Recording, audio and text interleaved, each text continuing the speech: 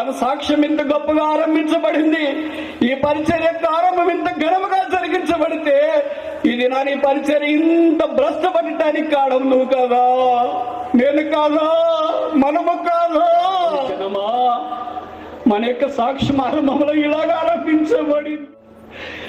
లేమిలో నుండి సమృద్ధిలోకి ఆరంభించబడింది, బాణములో నుండి ఆశీర్వాదంలోనికి ఆరంభించబడింది. మనం ఎంత పడిపోయామంటే ఆశీర్వాదంలో నుండి శాపంలోనికి పడిపోయాం, జీవంలో నుండి మరణంలోనికి పడిపోయాం, స్థానంలో నుండి లోయలోనికి పడిపోయాం, మీద నుండి శరీరంలోనికి పడిపోయాం, నుండి సాతానులోనికి పడిపోయాం.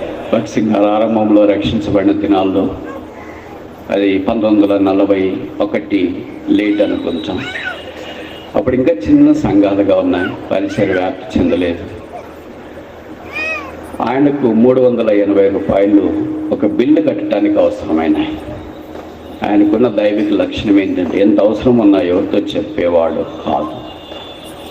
అది 3 రోజుల్లో కట్టివేయాలి. కానీ మొదటి రోజు ప్రార్థన చేశాడంట, దేవా నేను ఇది 3 రోజుల్లో కట్టివేయాలి, నాకు 380 రూపాయలు ఇవ్వు. మొదటి రోజు ప్రార్థన చేశాడు, జవాబు రాలేదు. రెండో రోజు ప్రార్థన చేశాడు, జవాబు రాలేదు. మూడో రోజు మధ్యాహ్నం దాకా ప్రార్థన చేశాడు. మధ్యాహ్నం ఒక పోస్ట్ మ్యాన్ వచ్చినాడు, తలుపు తీశారు. మీకు ఒక ఉత్తరం ఉంది, ఒక ఎంఓ ఉందండి అన్నారు. ఉత్తరం తీసుకున్నారు, ఎంఓ తీసుకున్నారు. 2 తీసుకొని తన ప్రార్థన గదిలోనికి వెళ్ళి ప్రార్థన చేసి చూస్తామని అనుకున్నాడు. ఈ రెండిట్లో మనమైతే మొదట ఏది చూస్తాం? ఉత్తరమా డబ్బా? సందేహం లేకుండా డబ్బు చూస్తాం. కానీ భక్సింగ్ గారు ఏం చూశారంటే ఉత్తరం చూశారు. ఆ ఉత్తరం ఒకసారి తెరిస్తే ఇలాగ చెప్పబడింది, ప్రియమైన భక్సింగ్ గారికి నేను ఎవరో మీకు తెలియదు, మీరు కూడా నాకు సరిగ్గా తెలియదు. కానీ ఉత్తరం రాసే సందర్భం ఏంటంటే నా కూతురు ఇంటర్మీడియట్ అవుతుంది, మీరంటే ఆ పాపకు చాలా ఇష్టం, మీ పరిచర్య విన్నది, ఇప్పుడు మానసిక మీద హాస్పిటల్లో ఉంది, స్పృహ కోల్పోయి జీవోత్సలా పడుతున్నప్పుడు దేవుడు ఆమెను కరుణించినాడు. ఇప్పుడు అమ్మాయి కళ్ళు తెరిచింది. ఒక్కసారిగా అమ్మాయి దగ్గరికి వెళ్ళాను, కళ్ళు తెరిచిందని. ఆ పాప నోట్లో నుండి వచ్చిన మొదటి మాట ఏంటంటే, daddy have you send a gift to Bhaksing uncle? నువ్వు భక్సింగ్ గారికి ఏమైనా గిఫ్ట్ పంపించినావా అని అడిగింది. ఆయన ఎవరో నాకు తెలియదమ్మా అని అన్నాను. అప్పుడు ఆ పాప అన్నది, దయచేసి తొందరగా పంపించు డాడీ. నేను చెప్పానమ్మా, నువ్వు డిశ్చార్జ్ అయ్యి హాస్పిటల్ నుండి ఇంటికి వచ్చిన తర్వాత నేను పంపిస్తాను. లేదు డాడీ, నేను డిశ్చార్జ్ అయ్యి ఇంటికి వస్తాను లేదా డిశ్చార్జ్ అయ్యి ప్రభు దగ్గరికి వెళ్తానో నాకు తెలియదు, ఈ రోజే మీరు డబ్బులు పంపించాలా గిఫ్ట్. ఎంత పంపించాలమ్మా అన్నాను. ఇంతే పంపించాలా అని చెప్పింది. కానీ పంపించడానికి నా దగ్గర డబ్బులు లేవు. నేను అప్పటికి ఆసుపత్రి బిల్స్ కట్టేశాను, పాపకున్న బాబోగులు చూసుకున్నాను, డాక్టర్స్కి ఫీజులు పే చేశాను, మందులు కొనుక్కున్నాను. నా దగ్గర డబ్బులు లేవమ్మా, నువ్వు బయటకు వచ్చిన తర్వాత పంపిస్తానన్నాను. అప్పుడు ఆ పాప ఏం చేసిందో తెలుసా అని కింద ఉత్తరం వచ్చింది. ఆ ఉత్తరం ఏం రాశారంటే, ఆ పాప గొంతులో ఒక నెక్లెస్ ఉంది, దాన్ని తీసుకొని ఉంది, చేతికి కూడా శక్తి లేదు, ఆ నెక్లెస్ తీసుకున్న చేతిలో పెట్టింది.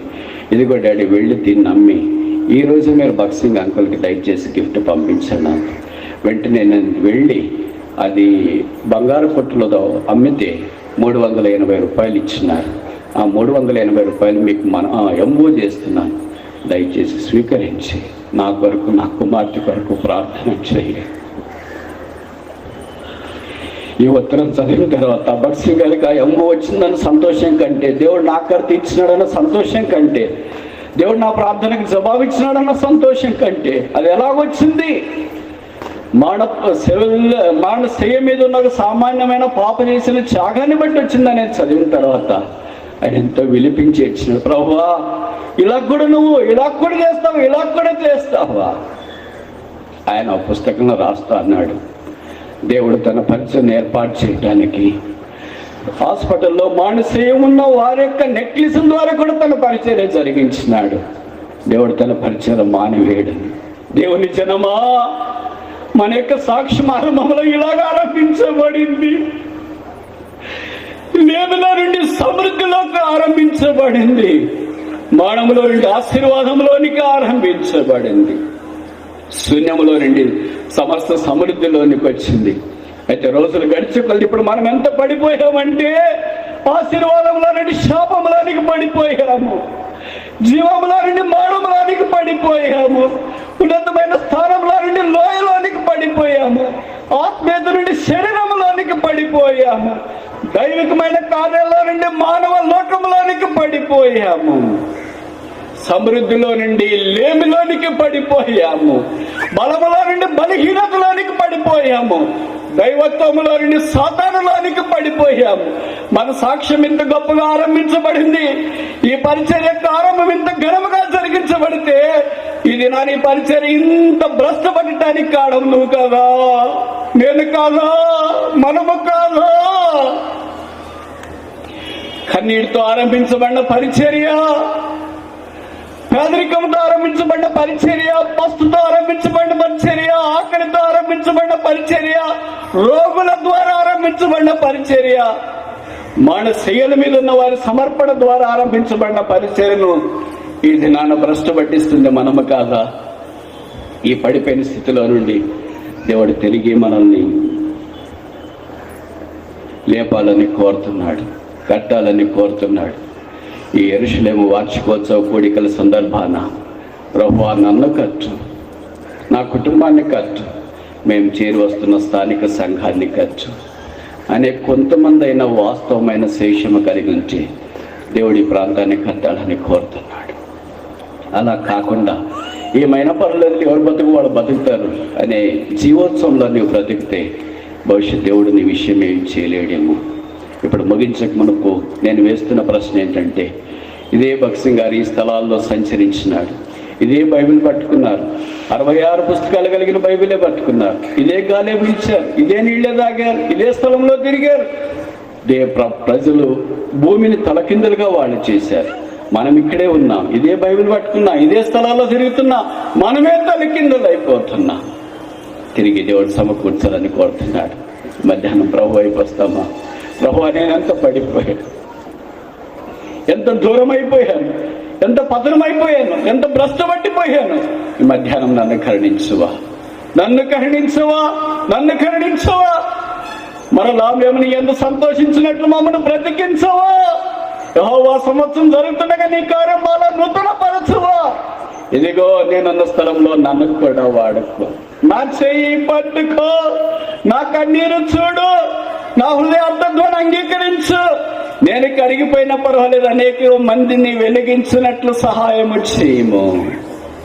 నేను మరణించినా పర్వాలేదు, అనేకులకు జీవం వచ్చినట్లు చేయము. నేను ఇలాగే ప్రాణార్పణముగా పోయబడినా పర్వాలేదు, అనేకులకు ప్రాణం వచ్చినట్లు చేయము. ఈ గిద్దలూరు చుట్టుపక్కల ప్రాంతాల్లో నీవు వాడుకోవాలని సంకల్పిస్తే ఇదిగో అబలను ఇక్కడున్నాను, ఇదిగో నిస్సహాయుడని ఇక్కడున్నాను, ఇదిగో బలహీనుడిని ఇక్కడున్నాను, ఇదిగో ఇదిగో ఇదిగో చిత్తగించుము. నీ దాసుడు దాసురాలైన నా మీద కూడా నీ దృష్టి ఉంచుము అని అనగలిగే వాళ్ళకి ఎవరైనా ఉన్నారా? మోకరించండి, ప్రార్థన చేస్తాను.